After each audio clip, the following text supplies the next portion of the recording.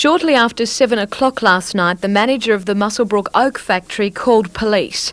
There had been a number of explosions at the factory and people were injured.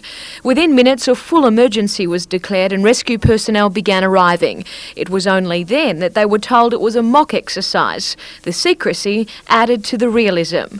13 people were missing, all with serious injuries. Police, SES, ambulance and the fire brigade took part in the exercise. Also on site, a medical team from Muswellbrook Hospital. It's invaluable because there hasn't been a training exercise here in Muswellbrook for the past 18 months.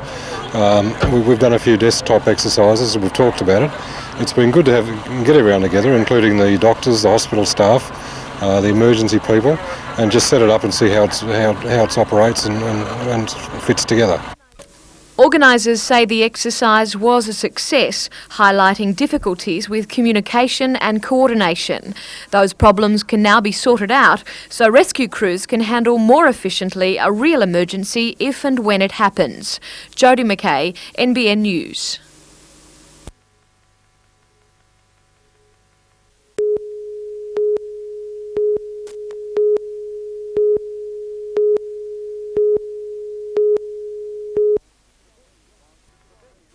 The venue was the Toronto Workers' Club, just around the corner from where it's hoped the eventual complex will be sited. On hand was the Mayor of Lake Macquarie, Councillor Kilpatrick, whose support for the project is vital.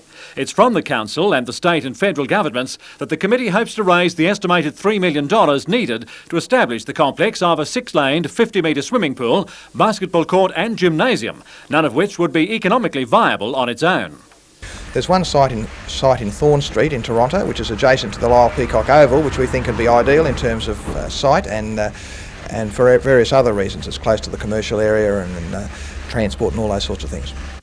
The great incentive, and one acknowledged by the Mayor, is that the West Lakes region lags far behind other parts of the city in the provision of sporting facilities. The next step is for the committee to meet the council consultants, with the hope it will be operational in 2 years.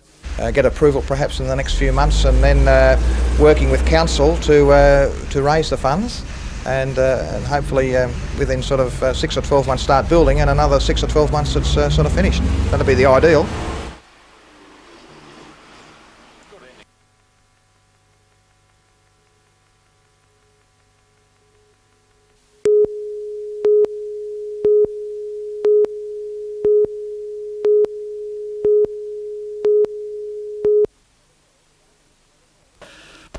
Brigades were called around 11:30 last night and got to work quickly on the flames, which already had a tight grip on the old timber and iron-roofed structure. Despite the prompt action, they were unable to stop the 20 by 25 metre building being gutted. It had been the home of the Western Bowling Club since its inception around 50 years ago, beginning as a shed and developing gradually, even with a small brick section added several years ago. The Fire Brigade Investigation Unit from Sydney was on the scene this morning looking for clues to the cause of the outbreak, as were the police. Early indications are that the fire was deliberately lit. A sula bin and other rubbish had been stacked outside against a wall and set on fire. Police say the club had not been broken into and it appears that nothing was stolen, with safes, the poker machines and the tills still intact. Cessnock detectives are asking anyone with information about the fire to contact them immediately.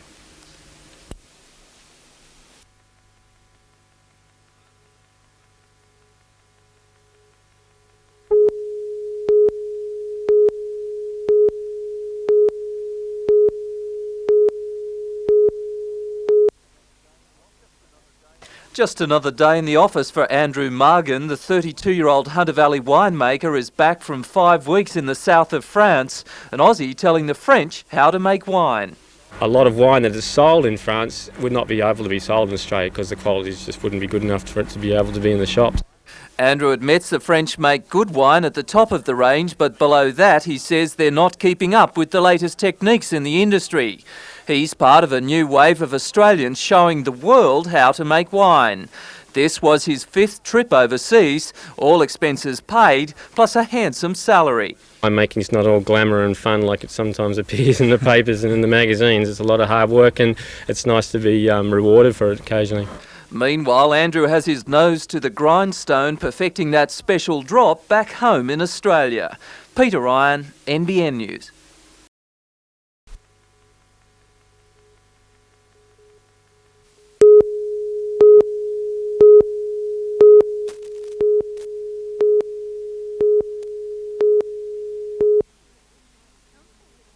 Council has decided to remove all parking meters from the heart of Newcastle for a 6-month period, replacing them with 1- and 2-hour parking. It's hoped the plan will attract shoppers back to the CBD. There's been a strongly held perception with both the retailers, the public and many citizens that the meters are not the right thing for the City of Newcastle, that people don't like them and that's disadvantageous to the CBD. During the trial, a number of surveys will be conducted to determine parking turnover and the reaction by shoppers. If the trial shows no benefit, then the meters will be replaced. Parking meters raise $300,000 each year, money used to operate the council's public parking stations. If the trial shows a benefit and the Central Business District ratepayers don't agree to meet any shortfall, then the parking meters will It's a trade-off. They'll have to decide whether it's worthwhile on the one hand leaving the parking meters in and or on the other hand whether by pulling them out it's worthwhile making some contribution, or maybe there's another approach that can be made whereby they don't have to put their hands in their pocket.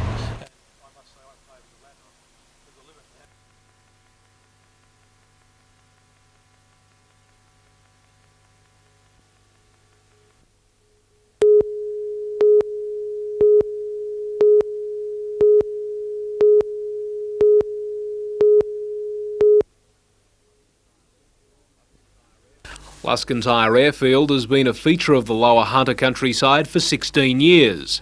Maitland Council put controls on its activities when the development was approved, so it would cause minimal disturbance to the neighbouring rural area. Two complaints about flying activities forced Council to investigate possible breaches of development conditions. Maitland Mayor Bob Gees says Luscantire's owners have now been placed on notice. Put them on notice, and any further breaches of the development consent, we have warned them that we will in fact next time prosecute them. However, Council is in a perplexing position. Once aircraft leave the ground, they aren't its responsibility. The major problem centres around aircraft, low-flying aircraft noise, and this really is outside Council's jurisdiction. We as a council last night decided to refer this matter to the CAA, the Civil Aviation Authority. Owners of Luscantire declined to comment on the council decision.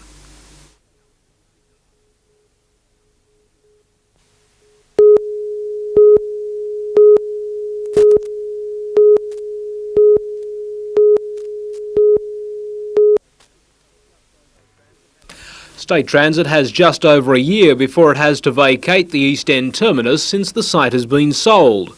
Newcastle Buses management now plans to have bus services complete their journey at the city's railway station. We're looking to make Newcastle Station as the focal point now for terminating buses.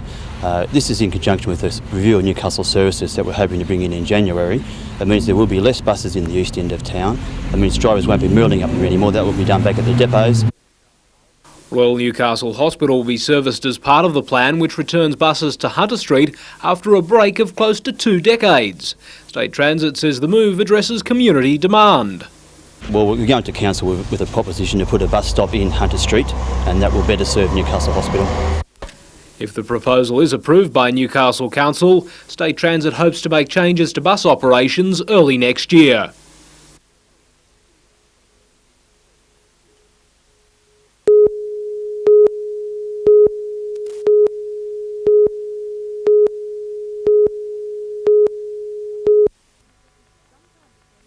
Sometime between 7 and 8 o'clock this morning, the driver of this Ford sedan fell asleep at the wheel.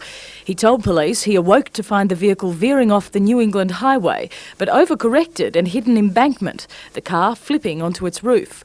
2 of his passengers, a man and a girl, managed to get out of the wreckage. Another passenger, a woman, was trapped for about 20 minutes before being freed by the Glen Innes Rescue Squad and Fire Service. All 4 were taken to Glen Innes Hospital and are expected to remain there overnight.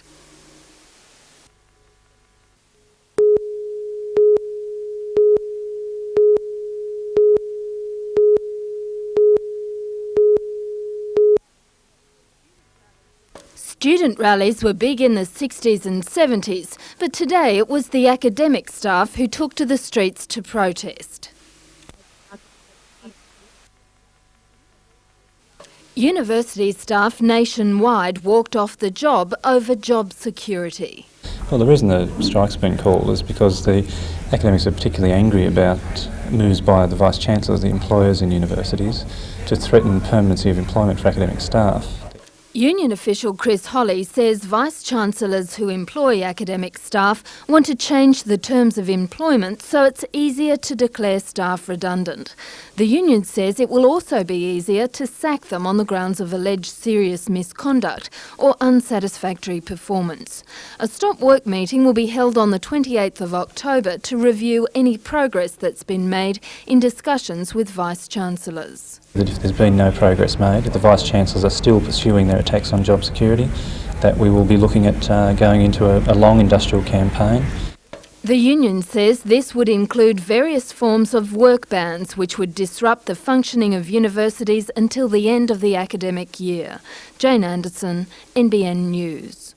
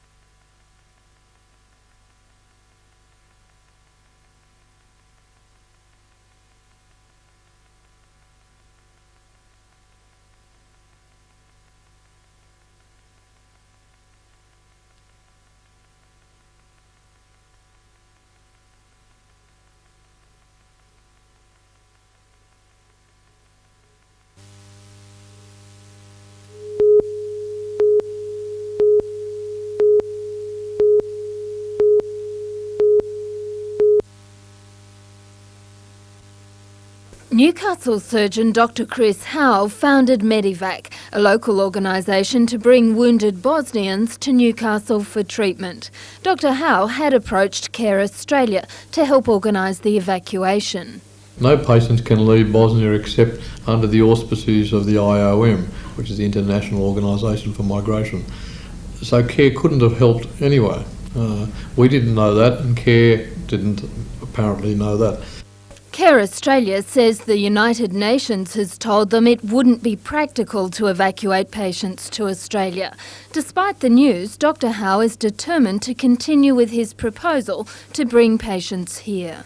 To send people there, where they were sending them to Tuzla is an isolated area which has quite good facilities, and it's a different ball game from other areas which have no facility. Two Newcastle doctors who've just completed a trip to Bosnia where they treated people for eye injuries are expected to report on the medical needs of that country next week. Jane Anderson, NBN News.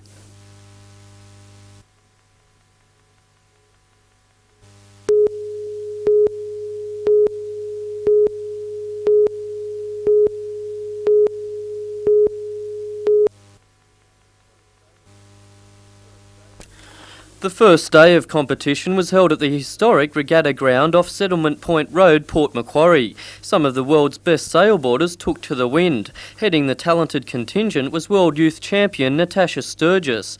Natasha has held the title for the past 3 years and is destined to become one of Australia's greatest sailboarders. 14-year-old Tanya Mewton of Port Macquarie is following in the footsteps of Sydney-sider Sturgis. Mewton has enjoyed success on the representative scene, and some dedicated training for this weekend's event has standed her in good stead for the regatta.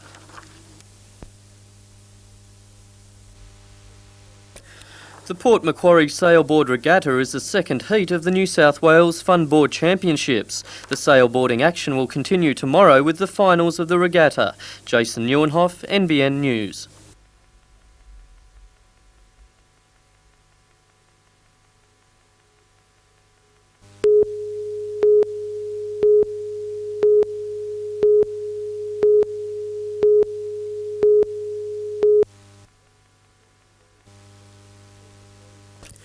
Port Macquarie Sea Rescue receives hundreds of calls a year from people who claim to have seen a flare. Although the rescue team realise that the caller has simply mistaken a flare for something else, they are still obliged to investigate the sighting. The unfortunate consequence of this is that it engages resources that might be needed in a genuine emergency. The latest one was about 4 or 5 weeks ago. We put the boat in the water at 7 p.m. and it was well after midnight before the boys got home. We were pretty sure it was a mistaken report. So last night, Port Macquarie Rescue Unit held a flare display to show the public when a flare really is a flare. We were very, very happy with the response from the public of Port Macquarie. We didn't expect this many people down here, and particularly after the wet day we had, it cleared up nicely for us. Organisers hope the display was more educational for the public rather than an alternative fireworks show. We've had reports of shooting stars, satellites, even we've had the case of planets being mistaken as flares. Jason Neuenhoff, NBN News.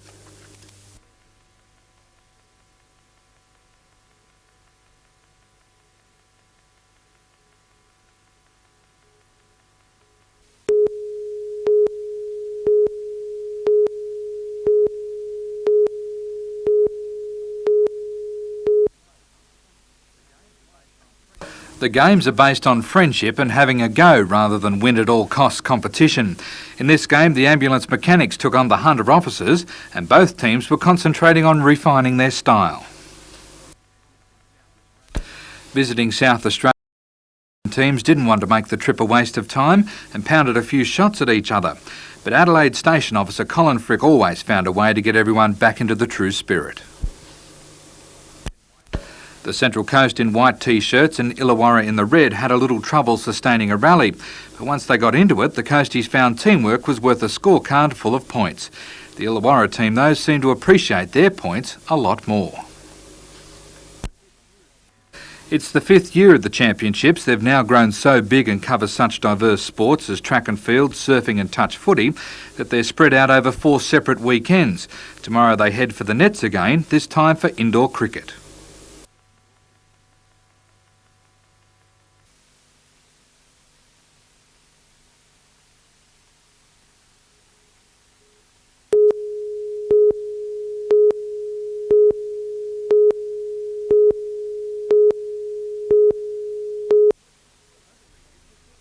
The Hunter region has built much of its wealth on the coal industry, and as part of Coal Week, Port Waratah Coal Services offered a rare chance for the public to see how the black gold is handled from when it leaves the valley to when it's loaded on ships for export. It's really great for us to be able to have people to come over to PWCS and just see how it really works. And we've got everything going today, so there's an awful lot of people getting a chance to see up close just how big and impressive the machinery is. Coal comes by road, rail and sea to Newcastle's coal loaders, where it's stored for shipment, picked up by giant reclaimers and travels by conveyors into ships. More than 40 million tonnes of coal leave Newcastle each year, and extensions are underway to push that forward to 60 million tonnes. The expansion of the coal industry is going to generate about 5,000 jobs each year and about $5 billion over the decade in the Hunter alone. They are really impressive figures.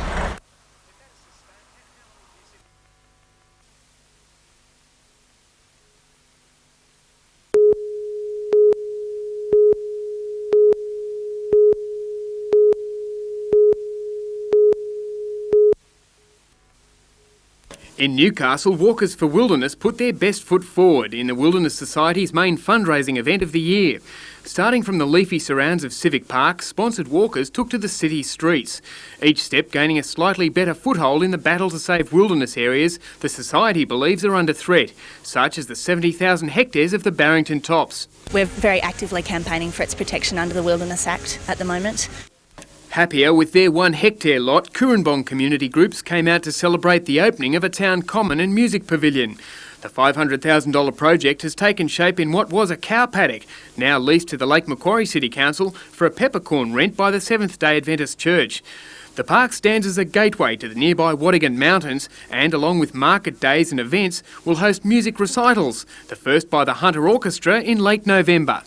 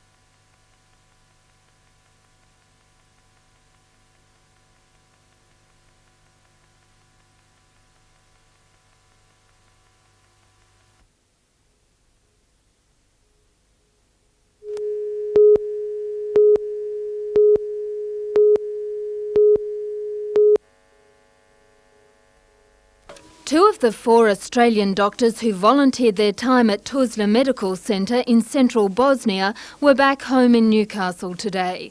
Bosnian doctors had asked for help from foreign eye specialists who could perform a number of procedures. Before the war, their patients would have been treated in Sarajevo or Zagreb, but fighting had prevented them travelling to either of those places for help. Instead, the Australian volunteers went to them, operating on 11 patients. There were 11 people that would otherwise have been blind. Even though it's a small number, I think it's a fairly good contribution. Doctors at Tuzla Medical Centre were grateful to the Australian volunteers for their help and presented them with a gift. Like the hunter, Tuzla is in a mining region. And this is I think like a replica of a miner's light. It was given to our team by the local doctors. And I think what signifies is to us this would enable us to find our way back to Tuzla.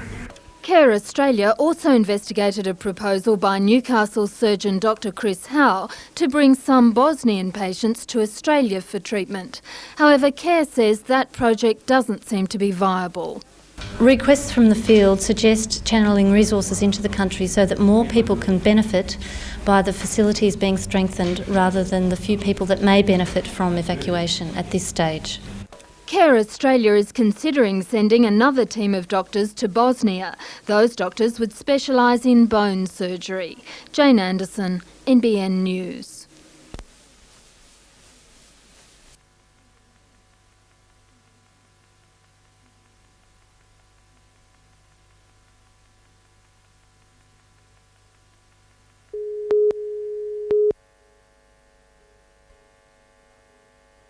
The biannual Railway Engineering Conference has attracted more than 300 delegates from around the world. The Hunter selection as the conference venue was enhanced by its reputation for excellence in railway engineering and management and the achievement of standards like the record 37 million tonnes of coal transported to and through the Port of Newcastle last financial year. The theme of the conference is contracting railways to help increase their financial independence. One man who knows all about that is Professor Brian Millett, the director of the London Underground. We do it by basically now operating our own core business, but using competitive tendering to obtain all sorts of services, some maintenance, all our cleaning is competitively tendered. Professor Millett believes Australia and railways worldwide will all follow this trend. The conference also provides an opportunity for the exchange of engineering ideas. One example of Australia exporting its technology is Banlaw Australia, a Lake Macquarie-based company which designs dry brake refuelling systems for mining and now rail machinery worldwide. The system enables fast refuelling of locomotives without spillage, and the idea has taken off. New South Wales locomotives are now all fitted with the refuelling system. A similar recent refit of 90 Malaysian locos has cut the country's $14 million annual fuel budget by 25%. Banlaw is also negotiating contracts with Thailand, New Zealand and England. The international conference finishes on Wednesday. Catherine Lamond, NBN News.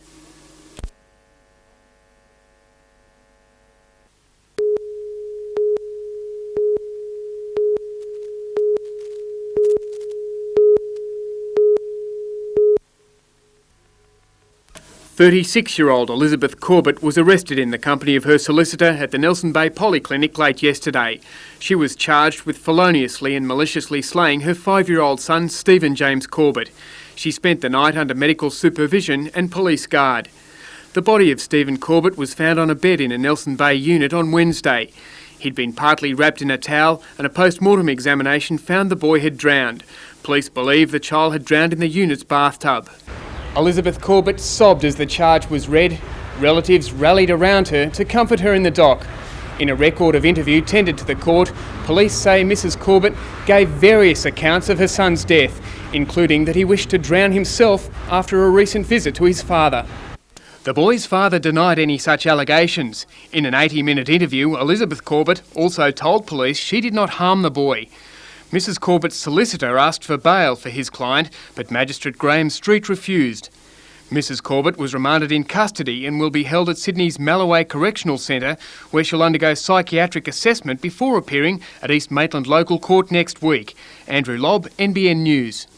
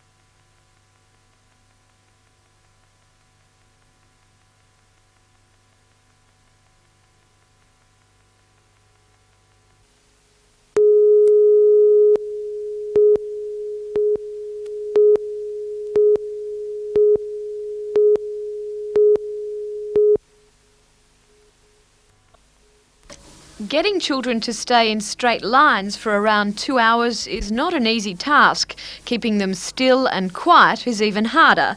But that really happened this morning at Edgeworth. There was an air of excitement as 1,156 students prepared themselves to create the world's largest smile. For some, the whole exercise was a little tiring, and for head teacher John Deacon, it was at times a mammoth headache. But the end result was well worth it. From the ground, it looked like nothing at all, but take a ride in a cherry picker, and this is what was created, from a sad face to a smile. The same smile is seen on thousands of badges which are on sale from today. Next Friday is Smile for Life Day, a day set aside to raise money for life education centres around the state. Out of Smile for Life, we hope to raise in excess of $40,000. The Hunter Life Education Centre is just 15% government funded. Its survival depends on donations from the community. And it's a program which is serving the community well. 45,000 Hunter school children benefit from Hunter Life each year, learning about the dangers of drug abuse and the benefits of a healthy lifestyle. Jodie McKay, NBN News.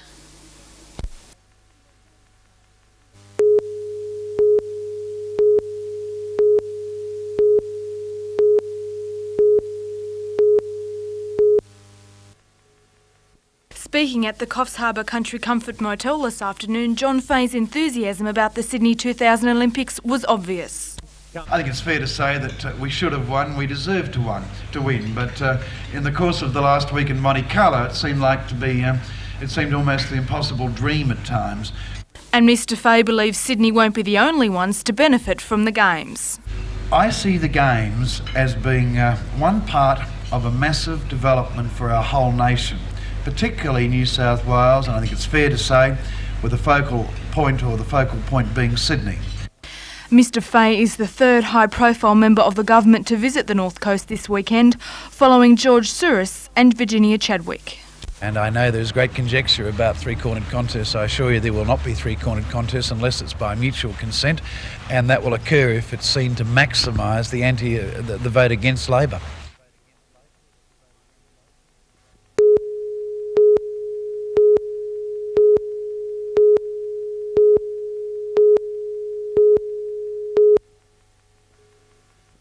It was billed as a mix of talented youth and big match experience for the first ever Sevens experiment.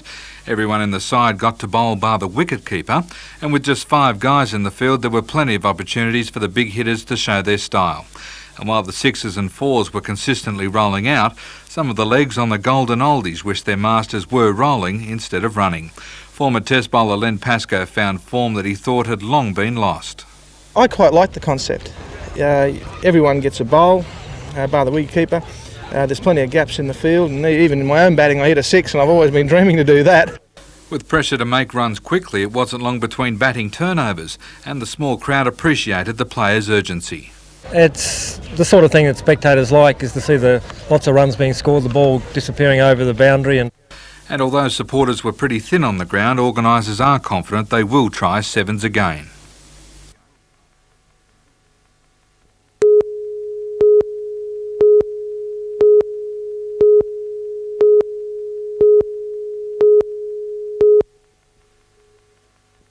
Again, the wind won the day, a northeasterly keeping swell small and uninspiring. At one stage, competitors sat for nearly 10 minutes waiting for any sort of wave to come through. Sydney's Justin Cook stayed close to the shore, trying for anything, and when he did get a wave with some height in it, he tried to pack as much in it as possible. While Redhead's Adam Player jumped on anything that came his way. Daniel Frodsham went into the final as the hot tip after clean sweeping the field in his semi. Sydney's Tony Seddon, the only seeded surfer to make it through to the final, took every opportunity to press home his ranking.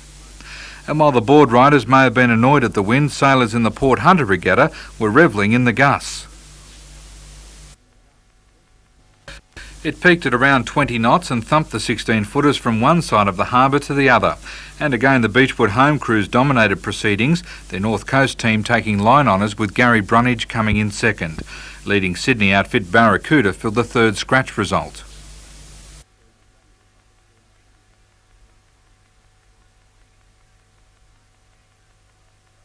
The Aaron Grove skippered Hardy Marine, one of the best placed local boats on handicap.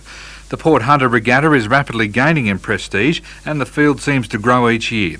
Organisers can't believe their luck that the wind came in on cue every day.